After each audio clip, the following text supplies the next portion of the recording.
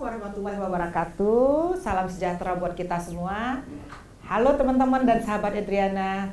Jumpa lagi dengan saya Edriana Nurdin dalam acara Opera, Obrolan Perempuan. Pada acara kali ini kita kedatangan seorang tamu yaitu Mbak Titi Anggraini. Kita akan membahas masalah perempuan dan politik. Sekarang pada masa pilkada ada 120 daerah sekarang yang sedang melakukan pilkada serentak.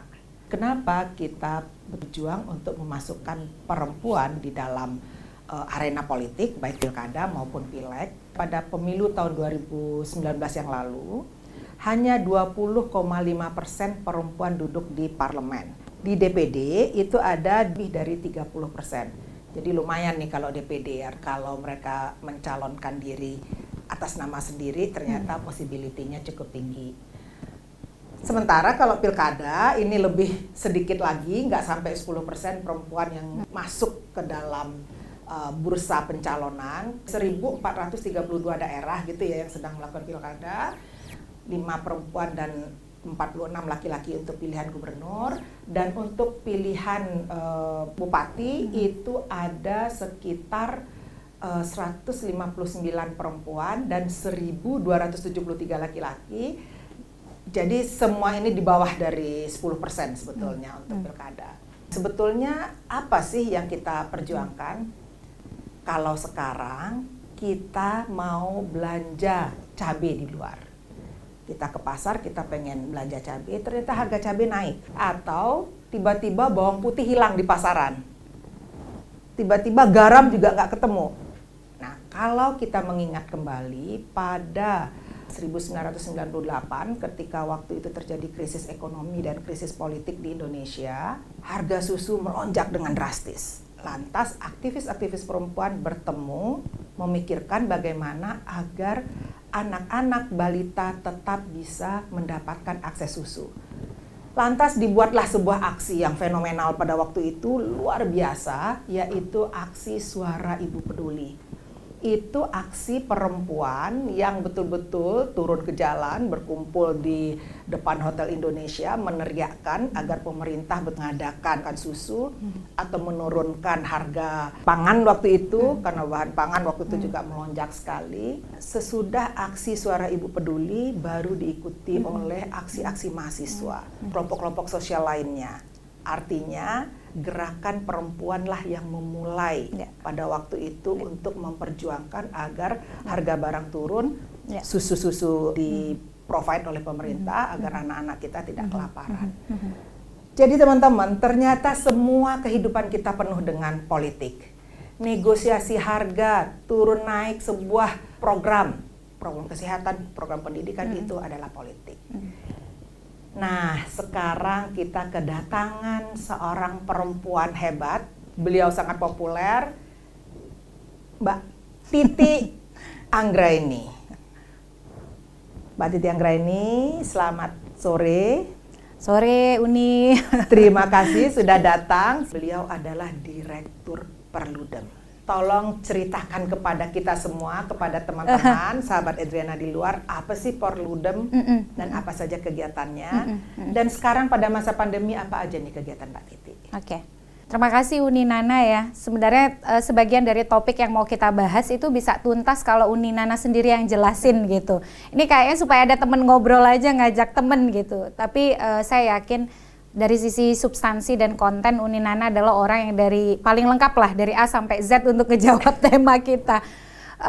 Terima kasih kesempatannya untuk ngobrol di Opera ya, obrolan perempuan. Karena sekarang kalau nyari referensi obrolan perempuan yang enak, terus juga santai, kayaknya agak susah gitu. Jadi saya senang banget waktu Uni Nana bilang ada inisiatif ini. Mudah-mudahan jalan terus gitu. Insya Allah. Dan bisa jadi channel alternatif tuh Un. Kita berjuang bersama ini. Betul. Pasti disupport. Jadi benar Un, saya 10 tahun sebagai Direktur Eksekutif Perkumpulan untuk Pemilu dan Demokrasi. Jadi Perludem adalah NGO atau OMS, Organisasi Masyarakat Sipil, yang mengambil isu khusus untuk penelitian, kajian, dan advokasi penguatan kapasitas pemilu dan demokrasi. Jadi dia memang fokus di dua isu itu, pemilu dan demokrasi, tetapi memang demokrasinya lebih banyak pada aspek elektoralnya. Karena kalau kita bicara demokrasi kan luas sekali ya, anti korupsi juga bagian dari demokrasi, lalu kehakiman yang mandiri juga bagian dari demokrasi. Tapi perlu bagian dari demokrasi. Betul, reformasi sektor keamanan juga demokrasi. Tapi memang kami fokus di demokrasi elektoralnya. Jadi tujuannya untuk mempromosikan sebuah sistem pemilu yang bebas dan adil. Nah, bebas dalam artian semua bisa bersuara sesuai kehendak bebasnya. Kalau adil itu artinya dia bagaimana memberikan kesetaraan akses bagi semua, termasuk disinilah perempuan gitu. Karena kalau ngomongin demokrasi dari berbagai ratusan definisi, saya kira dua yang bisa kita rujuk. Satu, kendali oleh rakyat atau kedaulatan rakyat. Yang kedua itu adalah political equality, kesetaraan politik. Nah, makanya di sini posisi terkait dengan tema kita, mengapa perempuan mestinya menjadi aktor utama? Karena kalau kita bicara kesetaraan politik dan politik itu sendiri bagian dari kedaulatan rakyat, maka ketika rakyat setengahnya adalah perempuan, dia harus mendapatkan sesuatu yang betul-betul dijamin kesetaraannya untuk mengeksekusi kedaulatannya itu. Kan nggak mungkin kita bisa dapetin kedaulatan kita kalau kemudian untuk menjadi kandidat saja sangat terbatas. Untuk memberikan hak pilih harus diatur-atur. Informasi juga aksesnya nggak banyak gitu. Jadi eksekusi kedaulatan rakyat itu hanya akan bisa kalau rakyatnya setara gitu. Perempuan mendapatkan akses hak pilih dan hak untuk dipilih secara adil. Nah, ini yang sebagian besar kami perjuangkan. Jadi sistem pemilu yang bebas dan adil. Jadi kami itu bekerja bukan hanya demokrasi sebagai aktivitas, tetapi juga bagian dari sistem nilai. Makanya kita memastikan betul semua teman-teman bisa ngomong dengan bebas, bisa dapat akses kepada penguatan kapasitas, dan yang terakhir regenerasi. Jadi teman-teman, kita tidak salah kedatangan ahlinya. Sekarang Mbak Titi seorang ahli dalam hal pemilu dan demokrasi. Kok susah banget sih menaikkan jumlah perempuan nih untuk masuk ke Senayan? Kok sulit sekali menaikkan perempuan supaya dipercaya maju dalam pilkada? Ada hambatan regulasi, ada hambatan institusi, kelembagaan, dan ini khususnya soal partai. Lalu ada hambatan dari sisi budaya, kultur politik kita. Nah, tiga ini yang memang yang ikut berpengaruh, tetapi diperparah oleh faktor atau penghambat yang keempat, politik biaya tinggi. Nah, ini yang satu, regulasinya masih serba nanggung dan sangat terbatas di dalam memberikan kebijakan khusus untuk afirmasi ya. Karena kan tadi kita nih startnya jauh tertinggal dibandingkan pemilih laki-laki atau teman-teman dari kelompok laki-laki gitu. Lalu untuk menyamakan start itu kan kita perlu afirmasi. Dan ini dijamin oleh konstitusi untuk mendapatkan keadilan dan kesetaraan itu. Tetapi afirmasi ini terbatas. Cuma ada di pemilu legislatif bahwa di daftar calon harus 30% kandidat. Tapi kan cuma di kandidat gitu. Iya, masalah selera diserahkan pada pasar. Nah, pasar ini kan macam-macam, apalagi kalau pasarnya kena pengaruh politik uang. Betul. Nah, ini yang kemudian menjadi kendala bahwa kebijakan afirmasi itu belum sepenuhnya mencapai tujuan dari kebijakan afirmasi itu sendiri. Dan juga satu di antara tiga itu loh. Ya, nah betul. Jadi riset kami itu menemukan bahwa mayoritas caleg perempuan itu ditaruhnya di nomor urut 3. Lalu ditaruhnya di nomor urut 5 dan nomor urut 6. Jadi memang pilihannya kan adalah perempuan 30% dari daftar calon. Dan setiap 3 calon ditempatkan minimal 1 perempuan. Sistem pemilu kita proporsional terbuka. Jadi caleg itu ditempatkan di surat suara, tetapi diletakkannya berdasar nomor urut. Nah, kebanyakan karena kita diletakkan dalam nomor urut, setiap 3 harus ada 1. Perempuan tuh paling banyak di nomor urut 3, nomor urut 5, dan nomor urut 6.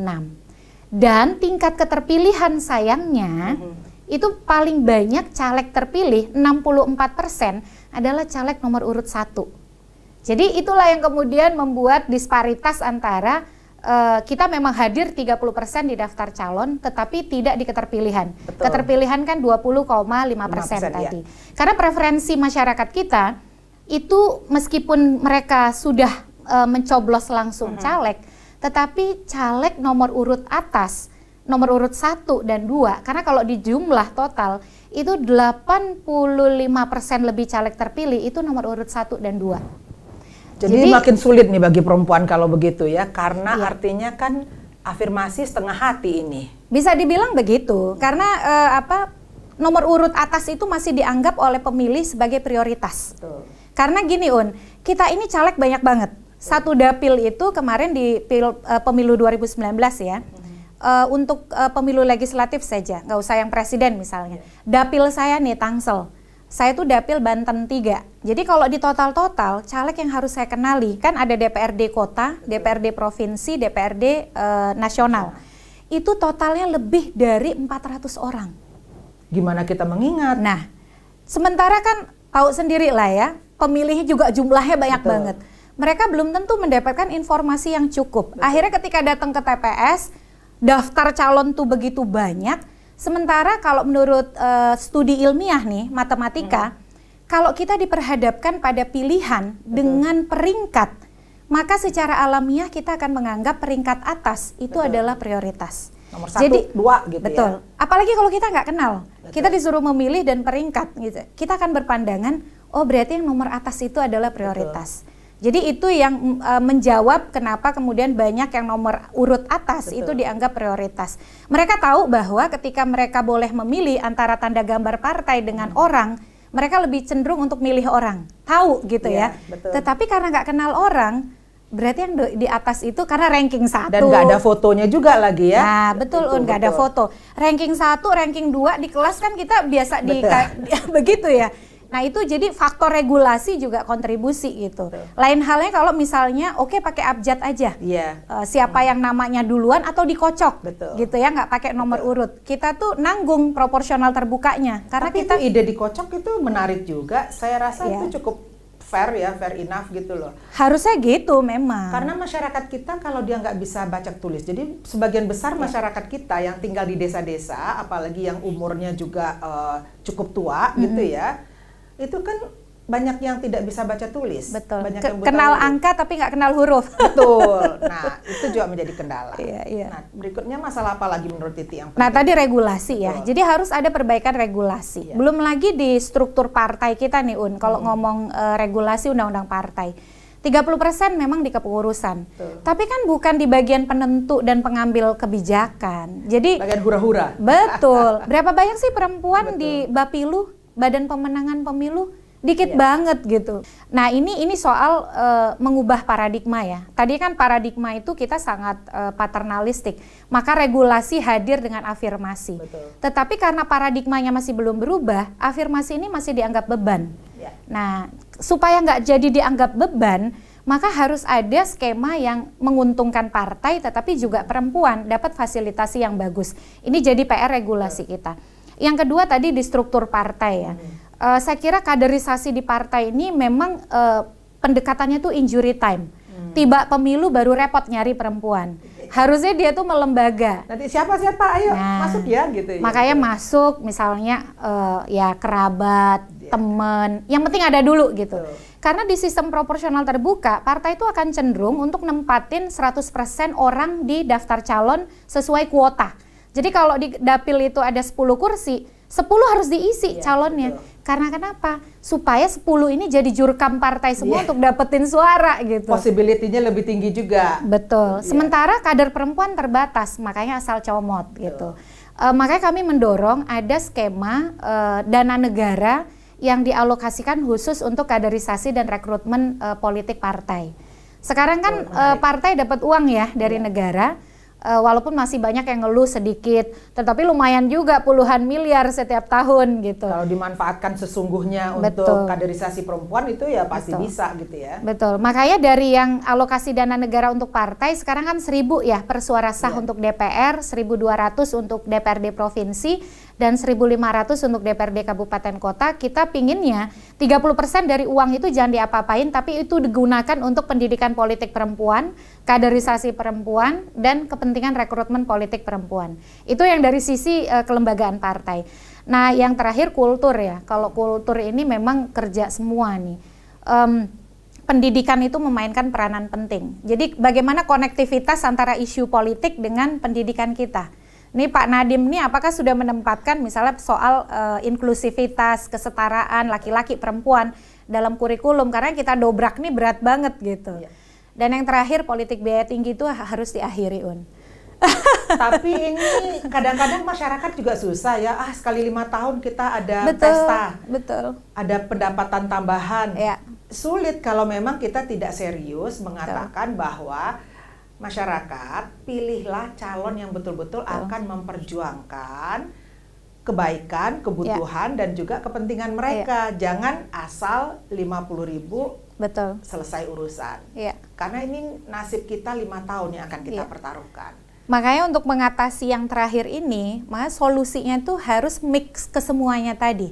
Betul. Jadi regulasinya harus direformasi, kelembagaan partai juga harus direformasi, kultur budayanya kita harus bongkar, sama bagaimana kemudian ada insentif untuk perempuan lebih baik. Kita bicara tuh dari hulu ke hilir, dari mulai sistem, manajemennya, penyelenggara pemilunya juga pengaruh loh. Kalau penyelenggara pemilunya nggak ada yang perempuan, perspektifnya tuh nggak nyampe gitu. Mbak Titi, ngapain sih kita repot-repot mikirin itu? Apa pentingnya sih perempuan masuk Senayan? Ya, jadi tadi Uni udah jawab ya. Nggak ada urusan yang sebenarnya nggak berkaitan dengan politik ya. Jadi kita nih ngaku negara demokrasi. Tapi kalau perempuan ditinggalkan, nggak ada tuh demokrasi. Karena tadi demokrasi bicara soal kendali oleh rakyat. Sementara rakyat kita setengah dari populasinya perempuan. Intinya semua didengar kan. Dan yang kedua, kesetaraan politik. Nah perempuan ya karena demokrasi itu bicara soal mayoritas menentukan tapi minoritas tidak ditinggalkan, maka kehadiran semua untuk mendapatkan representasi menjadi penting. Nah perempuan hadir di dalam politik itu karena kedaulatan oleh rakyat ya, dia kan harus bisa kemudian merepresentasikan kepentingan yang ada pada dirinya.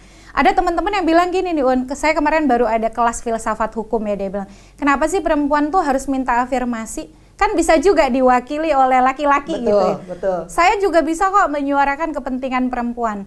Tapi kan ada kepentingan yang itu tidak bisa diwakili oleh laki-laki. Contoh soal misalnya menstruasi, bagaimana kita melahirkan, kebutuhan-kebutuhan yang khas perempuan itu hanya akan bisa dengan baik kalau artikulasi itu dibicarakan oleh perempuan.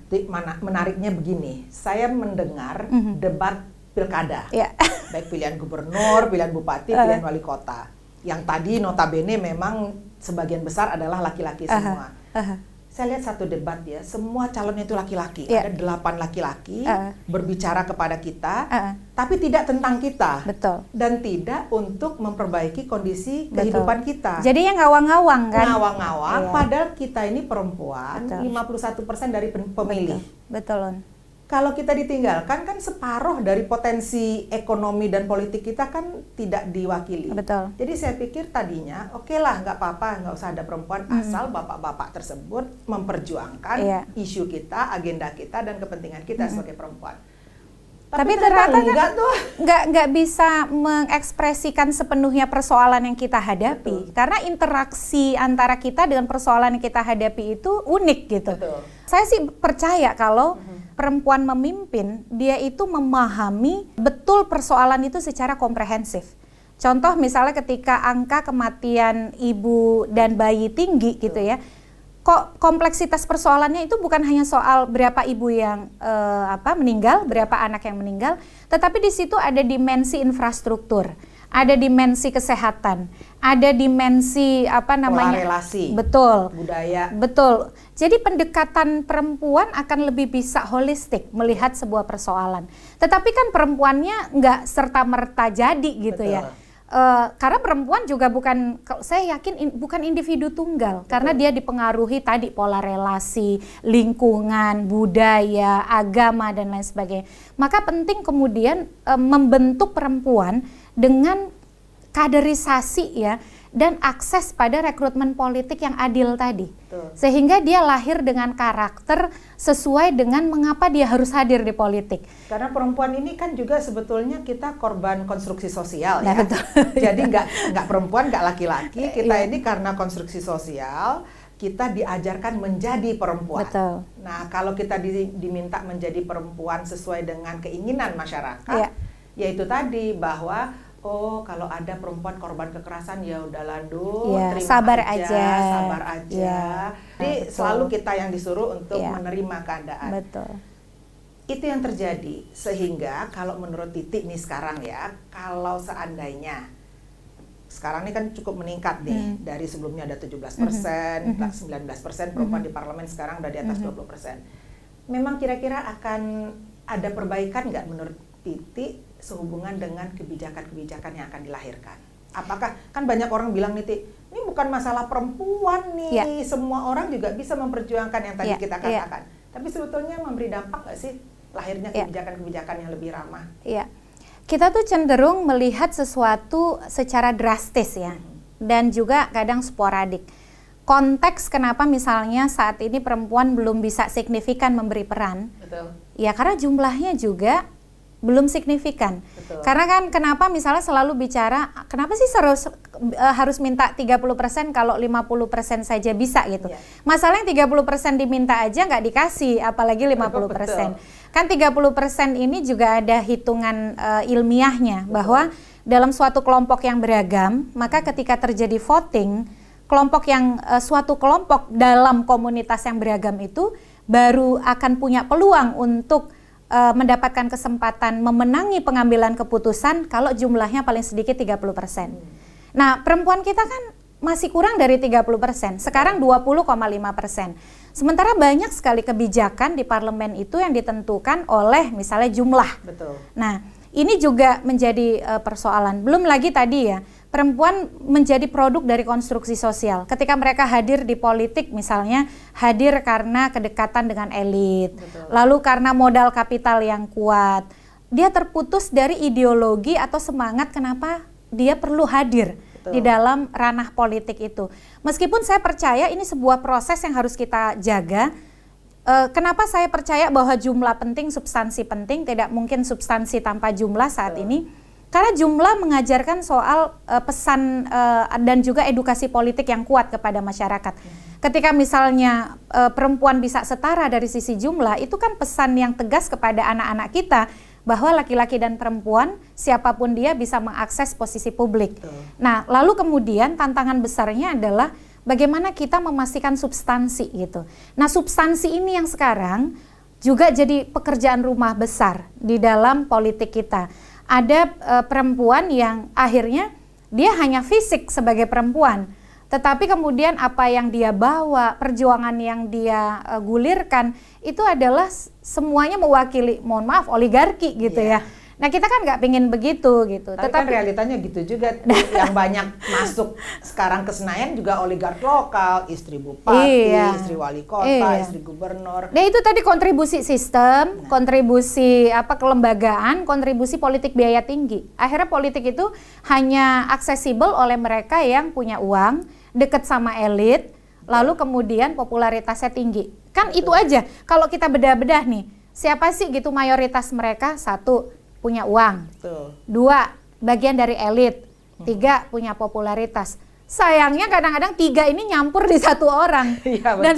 Dan itu yang kemudian direfleksikan dengan fenomena politik kekerabatan.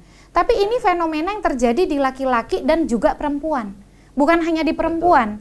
Nah, cuman kan kalau di perempuan tuh langsung, wah perempuan melanggengkan politik kekerabatan, perempuan melanggengkan politik elit. Padahal yang di kelompok politisi laki-laki lebih banyak. Dan tidak dipermasalahkan orang. Nah, betul. Nah, kalau begitu sebetulnya kan itu sebuah strategi yang cukup menarik untuk memasukkan perempuan ke Senayan gitu kan ya, atau ke DPRD provinsi atau kota.